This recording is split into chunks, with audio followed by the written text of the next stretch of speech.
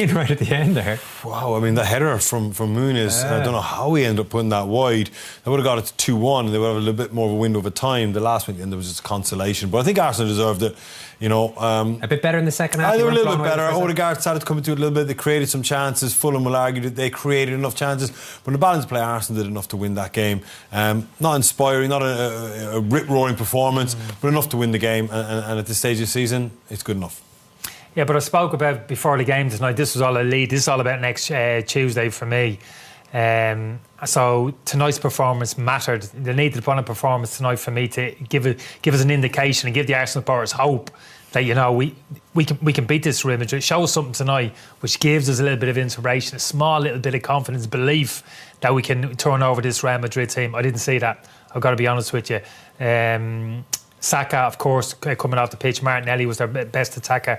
But apart from that, you're struggling. If you're doing that Real Madrid game, the only way you would have seen Arsenal getting anything out of that tie is your two centre-backs and your two central midfield players, and then Saka providing a moment of magic. You know, so you got your two centre-back pairing, which I think is up there with the best in world football. You got two real good dogs in midfield that can work hard and slow down that Real Madrid team. And then you're hoping they keep it clean sheet or keep it tight, and then Saka does something. I don't think you can overstate the Gabriel injury in particular. Oh my God, absolute sick. Calafiori is out, obviously. They've got even some of the other reinforcements that could come in. Yeah, Ben White might be out. Don't know what's going to happen with Timber. Ben White's a short term when he said it there thing. I wouldn't be surprised if you saw Ben White get moved into centre back.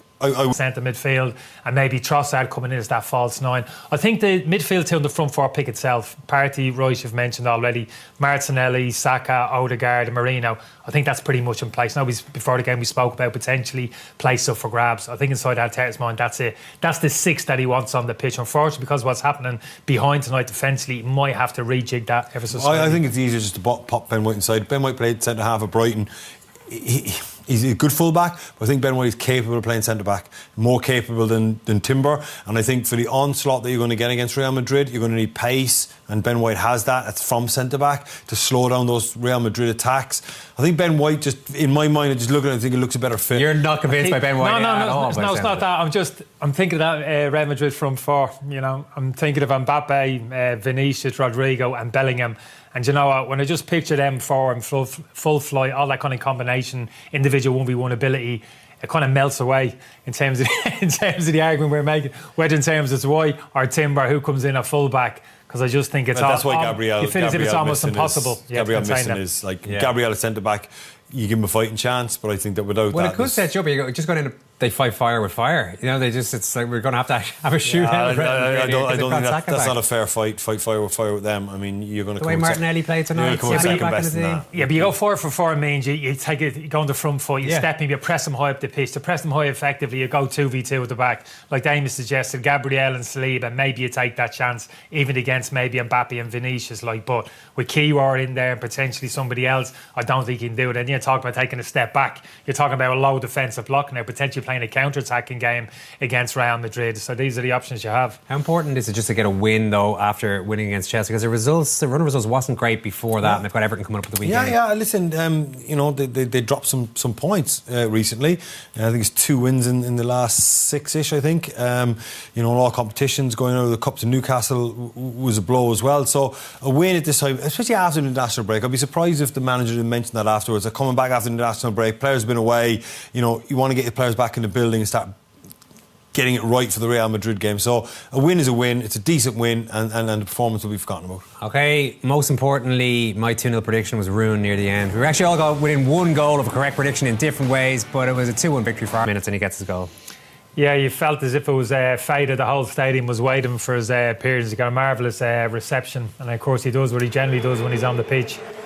He impacted the game. Probably not one of his most memorable finishes, but I like the fact he was kind of Johnny on the spot, in the right place at the right time. Martinelli, probably Arsenal's best attacker on the evening, does great here, being really positive, driving the Fulham defenders, drawing them to him. It's a half-decent cross, Marino, to that near post area. Credit to Martinelli, once he lays it off to Marino, keeps running into the box, drives at that near post area. You know, that's what Arsenal need to do, commit more players into the box. It's a lovely little improvisation here from Martinelli. And Saka, as the opposite winger, should always be just arriving at that back post and gets himself a simple tap in. But it was a really good move from Arsenal overall. Yeah, he does a lot of things well, Saka, and we can see the little celebration here with the fitness coach Sam Wilson, who gets his due.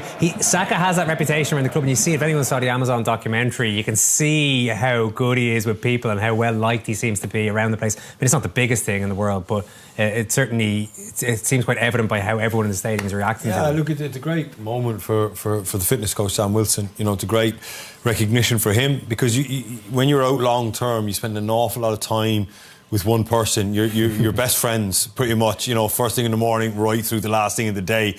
And you know, you're always pushing your fitness coach, you know, want to do more. Can I up it? Can I do one more run? Can I join in? Can I join in training? Can I do the warm up? Can I join in the rondos? And he's telling you no a lot and of he's the like, time. no, hang on a minute. Right. So like, he has to try and keep the reins on you. And they say the worst here, I think the early part of those injuries, you've probably had them as well. You're not a happy bunny, like, you know, your head's down, you're an angry ant, you know, you almost like resist the kind of information that you don't make it easy for them. So yeah, it's important. I'd say they're almost like physios stroke psychiatrists, that those people. They're so important in terms of getting in between your ears and getting you straight between the ears before they actually start working on your body.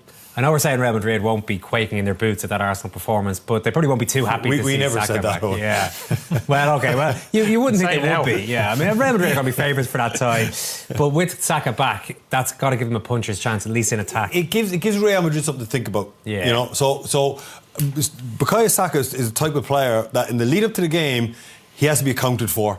So when you're doing your team shape of defending and attacking, he is in the forefront of your thoughts. You know, Carlo Ancelotti and his staff there, you'd always have to have a plan for him. When he gets the ball, do we get him down the line? Are we getting him inside? Do we expect the midfield player to come back? Vinicius isn't going to go back and help the left back, so we're expecting the six to come across. Do we expect the centre back to come out? So that's a credit to Saka, the influence he has in world football now. So Real Madrid have to account for that. They will. I just don't know if Saka on his own will be enough. It's the only area I think you'd argue is maybe a slight potential weakness in that Madrid team at left back. Maybe Garcia or Mendy. Don't know who's going to play. Whoever does, yeah, they'll have their hands full, and it will be interesting. I think Ancelotti's smart, and he understands that. So I think it wouldn't surprise him if he has a solution. It might be Bellingham over that side of the pitch rather than Vinicius, who he knows is going to track back and double up in those situations, because he'll know he puts Saka out of the game, they're as good as through. We can get some reaction now from one of Saka's teammates, Declan Rice. He got the assist, and he was really a thorn in Fulham's side all night. Yeah, it's one of the best games I've seen him at for a long time for Arsenal, if I'm being honest. He's involved in a lot of chances. Talented player, kind of burst on the scene. I always feel he's spent too long out of games. Tonight was one of those nights where he was just the main man. Everything came down his side. When you're playing against a low block, flat back five, you know, you need to open up defences. And one way of doing it is getting a white to him in 1v1 situations. And he tortured Castagna, really did. But not just him, they created chances from set plays, as they always will, Arsenal. Wide free kicks, corners, they do pose a huge threat. But with Saka out of the team, it was important for someone like Martinelli to take the reins and be the forefront of Arsenal. We got Marino there as well. Got himself another goal tonight. He's actually got a pretty good goal scoring record since he went up front.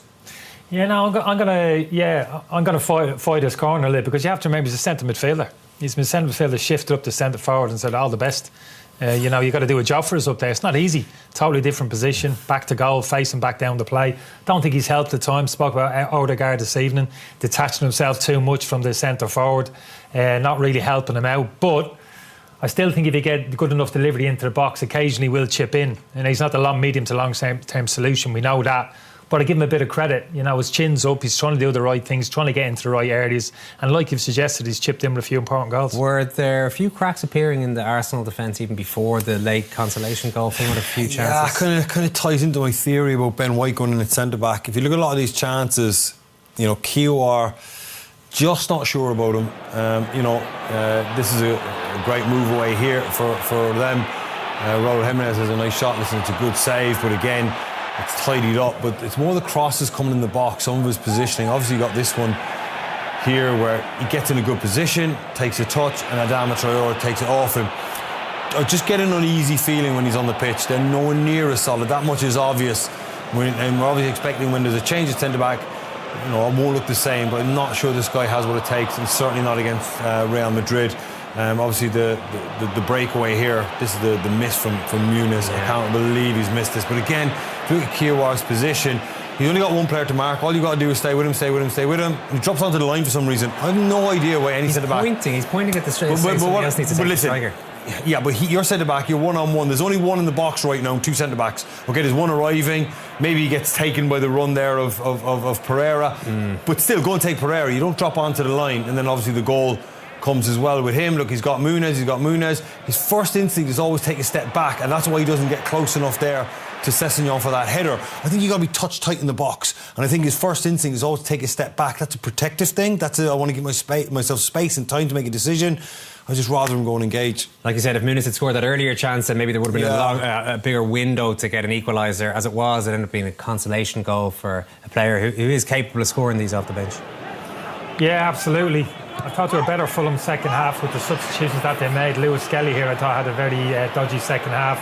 Made a couple of mistakes. That's a big worry. He has a double deflection here. Don't get me wrong, off Saliba. Look at Lewis Skelly here. You don't have to win every single ball. He's a lad who's got a lot of confidence, a lot of self-belief. But sometimes that can work against you. You can't win every single tackle that you're involved in. Should have been dropping into the space early and allowing Sessegnon to have that ball to his feet. He didn't. Sessegnon got into the space, and then it's that domino effect. Arsenal get dragged across. Saliba's a little bit unlucky here. He's in a decent enough defensive position, goes through the goalkeeper's legs. But that had been coming. Arsenal, Fulham had a lot of chances second half. I'd make an argument there, like that as soon as that ball gets the other side of Lewis Skelly. I know there's a theme where centre-backs don't want to come out and they're told to protect the goal. But I'd like him to see him slide across there earlier. Fulham didn't have a lot of players in the box. I think it was only the goal scorer and Saliba. I think if you slide across there and engage him higher up the pitch, but Kiawar just got caught in no man's land. He's not protecting the near post. He's not helping Saliba. He's just floating outside the width of the goal. So again, technical stuff, but some of his fundamentals, I just get a little bit. Yeah. Well, that's a massive worry. I mean, if he can't do the fundamentals in terms of what's coming down the road, you're in trouble. He's just not good enough. Simple as that. Centre half or left back, he's not at that level. Let's have a little look at what is coming down the road by looking back at what happened